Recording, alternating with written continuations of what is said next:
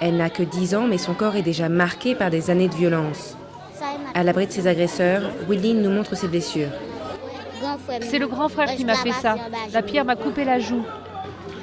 Widline, dont nous avons changé le nom, est une reste-avec, c'est-à-dire qu'elle reste avec une famille qui n'est pas la sienne.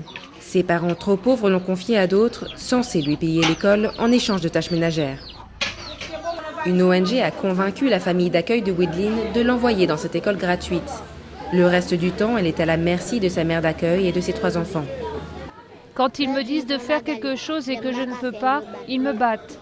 En principe, un système d'entraide entre familles pauvres des campagnes et cousins riches des villes, le système des reste-avec est devenu une couverture pour la domesticité des enfants. Dans les pires des cas, leur traitement s'apparente à de l'esclavage et les coupables sont souvent les mêmes. Les gens qui ne peuvent pas payer une servante, qui préfèrent d'aller dans les villes de province, aller chercher un enfant. Ce refuge, près de la frontière dominicaine, prend en charge 80 reste-avec qui se sont enfuis ou qui ont été recueillis par les services sociaux.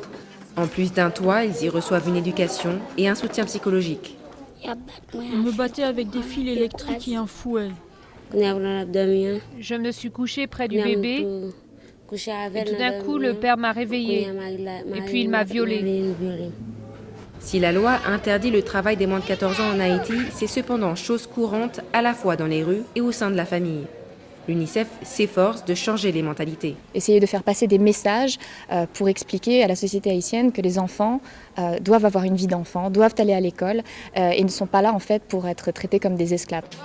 Haïti compte aujourd'hui environ 300 000 reste-avec. Lorsqu'ils subissent des violences, l'UNICEF tente de les réinsérer dans leur famille d'origine. Mais pour Widline, il y a peu d'espoir. Elle ne connaît pas son père et sa mère a péri dans le séisme de janvier 2010.